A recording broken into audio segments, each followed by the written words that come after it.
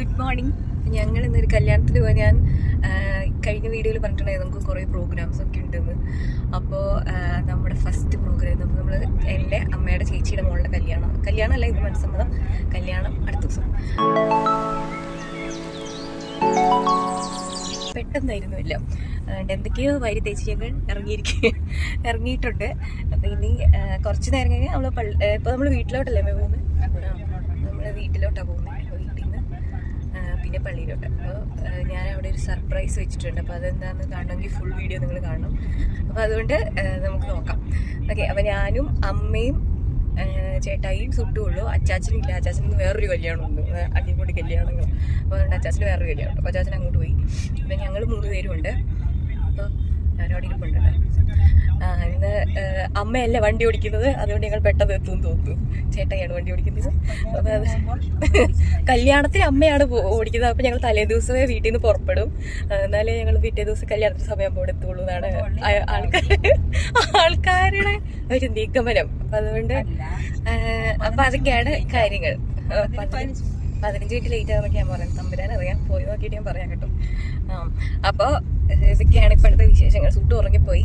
അപ്പം ഞങ്ങളിനി അവിടെ വീട്ടിൽ ചെന്നിട്ട് കല്യാണത്തിൻ്റെ ഒരുക്കങ്ങളൊക്കെ കാണിച്ചു തരാം. കല്യാണത്തിൻ്റെ മനസ്സമ്മതത്തിൻ്റെ മേക്കപ്പ് ഒന്നും ശരിയായില്ലെന്ന്, ഇച്ചിരി സ്പീഡായി പോയി. അപ്പോൾ ഓക്കെ, നമുക്ക് അവിടെ ചെന്ന് ബാക്കി ആൾക്കാരെയൊക്കെ കാണിച്ചു തരാം. പിന്നെ ഞാൻ പറഞ്ഞ സർപ്രൈസ്. അപ്പോൾ നിങ്ങൾ വെയിറ്റ് ചെയ്യണം. ഓക്കെ. അപ്പോൾ നമ്മുടെ വീട്ടിൽ നിന്ന് ശരിക്കും ഒരു 3/4 മണിക്കൂർ ദൂരമേ ഉള്ളൂ കേട്ടോ ആൻറ്റിയുടെ വീട്ടിലോട്ട്. അപ്പോൾ ചേച്ചി സിംഗപ്പൂരാണ്. ചേച്ചി അപ്പോൾ കല്യാണത്തിന് വേണ്ടിയിട്ട് ഇപ്പോൾ വന്നതാണ്. അങ്ങനെ ഞങ്ങൾ വീട്ടിലെത്തി എന്ന് പറഞ്ഞാൽ ഞങ്ങൾ അവിടെ വീട്ടിലേക്ക് വണ്ടി ഇറക്കി കഴിഞ്ഞാൽ അവിടെ വേറെ വണ്ടിയൊക്കെ കാണുമല്ലോ എന്ന് ഓർത്ത് ഞങ്ങൾ റോഡ് സൈഡിൽ തന്നെ വണ്ടി ഇട്ടു കേട്ടോ. എന്നിട്ട് ഞങ്ങൾ നടന്ന് ഇച്ചിരി നടക്കാനുള്ളൊരു പോക്കറ്റ് റോഡ്, വീട്ടിലോട്ടുള്ള റോഡത്.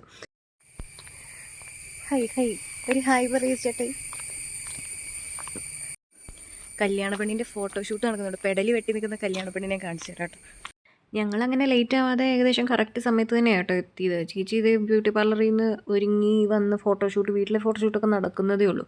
അപ്പോൾ ഇതാണ് നമ്മുടെ കല്യാണ പെണ്ണ്. ചേച്ചി സിംഗപ്പൂര് നേഴ്സായിട്ട് വർക്ക് ചെയ്യാണ്. അപ്പോൾ ചേട്ടായി ദുബായിൽ ജോലി ചെയ്യാണ്. അങ്ങനെ അപ്പോൾ അങ്ങനെ നമ്മൾ വീട്ടിലേക്ക് എത്തി. അപ്പോൾ ഇത് അമ്മയുടെ മൂത്ത ചേട്ടനാണ് കേട്ടോ. ഇവർ 10 പേരാണ്. 10 മക്കളുണ്ട് അമ്മച്ചിക്ക്.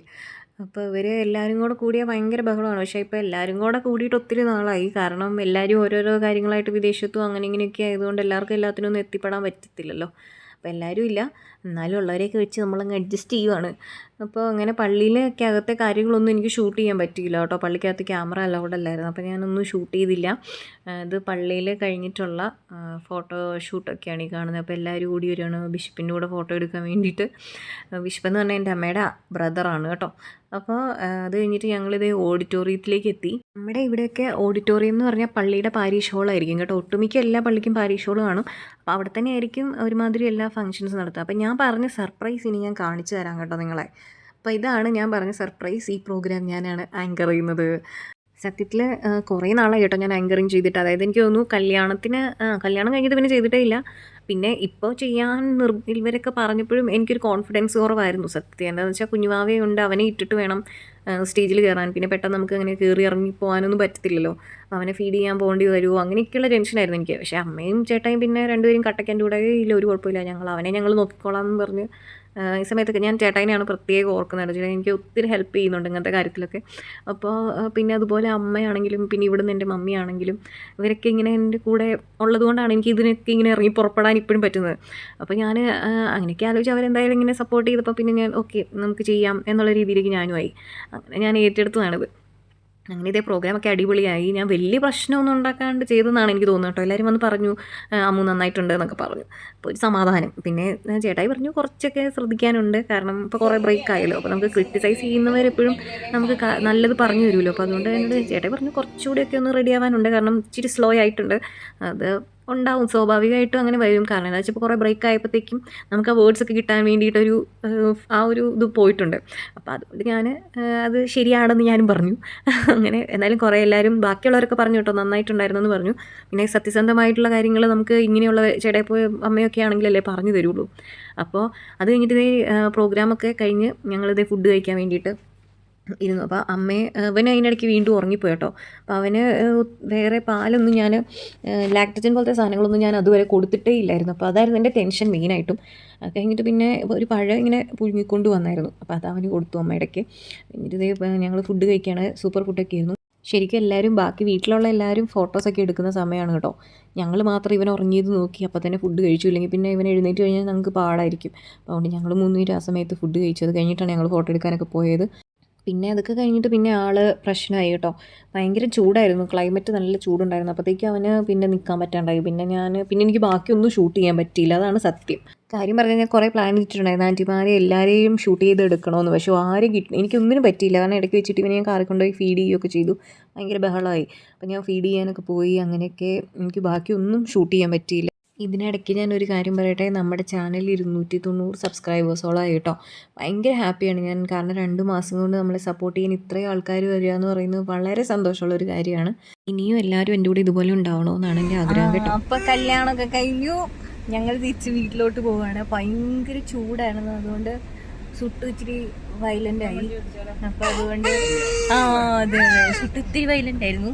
പക്ഷേ കുഴപ്പമില്ല, പരിപാടിയൊക്കെ ഇതായി, സൂപ്പറായിരുന്നു. ഫുഡൊക്കെ കഴിച്ചു.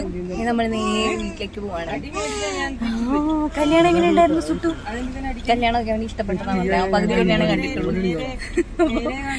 അപ്പം ഞാൻ സർപ്രൈസ് ഉണ്ടെന്ന് പറഞ്ഞത് എല്ലാവരും കണ്ടു കാണുമല്ലോ അല്ലേ? കുറേ നാളിന് ശേഷമാണ് ഞാൻ ഒന്ന് പറയട്ടാ, കുറേ നാളിന് ശേഷമാണ് ഞാൻ ആങ്കറിങ് ചെയ്യാറുണ്ടായിരുന്നു. പക്ഷേ പിന്നെ ഇടയ്ക്ക് ഇങ്ങനെ ഒരു ഗ്യാപ്പായി. അപ്പം അത് കഴിഞ്ഞിട്ട് അതിൻ്റെതായ കുറച്ച് പ്രശ്നങ്ങളൊക്കെ ഉണ്ടായിരുന്നു. എന്നാലും സാരമില്ല, കുഴപ്പമില്ല. നമ്മുടെ വീട്ടുകാരായതുകൊണ്ട് പിന്നെ അവർ അഡ്ജസ്റ്റ് ചെയ്യും. കാശ് തരുന്നവരൊന്നും അല്ലാത്തത് കൊണ്ട് കുഴപ്പമില്ല. അല്ലെങ്കിൽ വല്ല അടിയും കിട്ടും. ഇവരിപ്പോൾ നമ്മുടെ ആൾക്കാരായതുകൊണ്ട് നമുക്ക് എന്തു ആവാലോ. അങ്ങനെ അതൊക്കെയാണ് ഇന്നത്തെ വിശേഷം. അപ്പോൾ ഇനി നമുക്ക് അടുത്ത വീഡിയോയിൽ കാണാം. ബൈ ബൈ പറ. അവനിപ്പോൾ ബൈ പറഞ്ഞിട്ട് വീഡിയോ തീരെയില്ല. അപ്പം ഞാൻ തന്നെ പറയാം ബൈ. ഓക്കെ, അപ്പോൾ വീഡിയോ ഇഷ്ടപ്പെടുകയാണെങ്കിൽ സബ്സ്ക്രൈബ് ചെയ്യണം. അവരും പറഞ്ഞു സബ്സ്ക്രൈബ് ചെയ്യണം. അപ്പോൾ ഇതാ ശരി, ഓക്കെ ബൈ.